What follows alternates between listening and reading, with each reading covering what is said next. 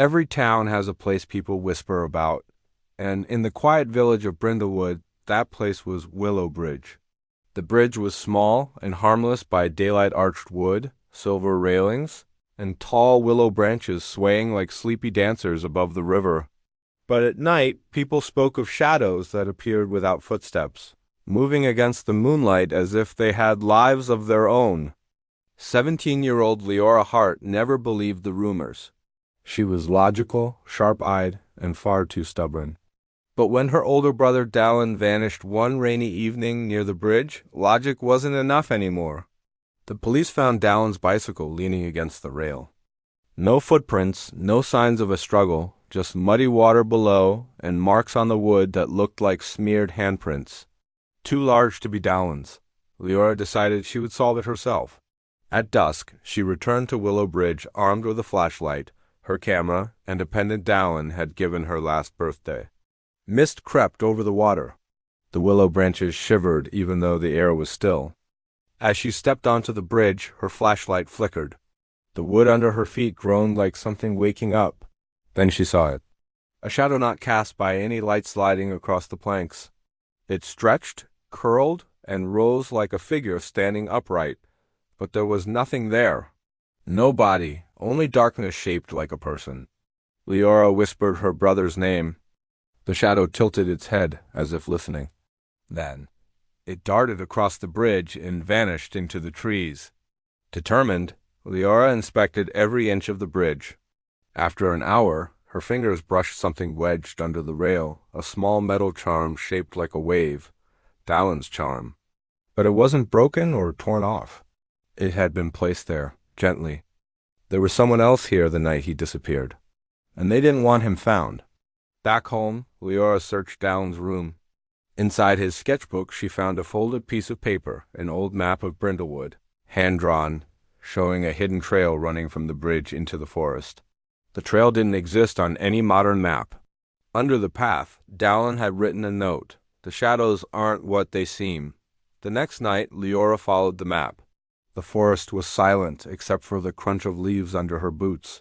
Halfway down the path, her flashlight went out again.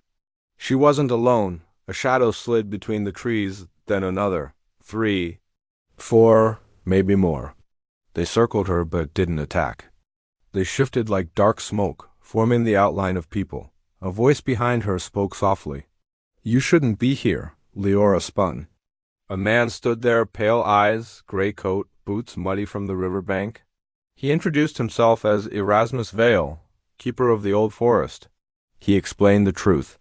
The shadows were echoes, remnants of people who once crossed the bridge with strong emotions, fear, guilt, longing. The willows captured those emotions, imprinting them into shapes that lived as half-memories. "Your brother," Erasmus said quietly, followed the echoes. He believed they could lead him to something or someone. "Where is he now?" Leora demanded. Erasmus hesitated. "Somewhere between memory and reality." Erasmus brought her to a clearing where an enormous willow tree towered. Its trunk split like an open doorway. Inside glowed a dim, pulsing light. Leora stepped through. The world shifted, trees blurred into watercolor smudges, the air rippled, and the ground felt like soft paper. Shadows drifted like living ink. And there, sitting on a fallen branch, was Dallin. He looked up, startled. "Leora, you're not supposed to be here." She ran to him, but her hand passed partly through his arm, as if he was fading. "You followed the shadows," she said. "Why?" "To find Mom," he whispered. Their mother had vanished years ago near this very bridge. Dallin had found traces of her echo. The glowing chamber trembled. Erasmus appeared at the entrance. "This place is unstable," he warned. "If you stay too long, you will become echoes yourselves." Leora grabbed Dallin's hand. This time it held solid. "I'm not leaving without you." The shadows swirled, gathering around them like a storm. Dallin closed his eyes, focusing on the pendant around Leora's neck, the one he had given her. A warm light spread from it, pushing the shadows back, sealing the fracture in the air. With a blinding flash, the world snapped. Leora and Dallin fell onto the planks of Willow Bridge, gasping. The night was quiet. The shadows were gone, drifting back into harmless darkness. Erasmus stood at the edge of the woods watching. "Your mother's echo is safe," he said. "But echoes cannot return. Only the living can." Dallin lowered his eyes, but Leora squeezed his hand. "We'll let her rest." As they walked home, the bridge behind them creaked softly, almost like a whisper of goodbye.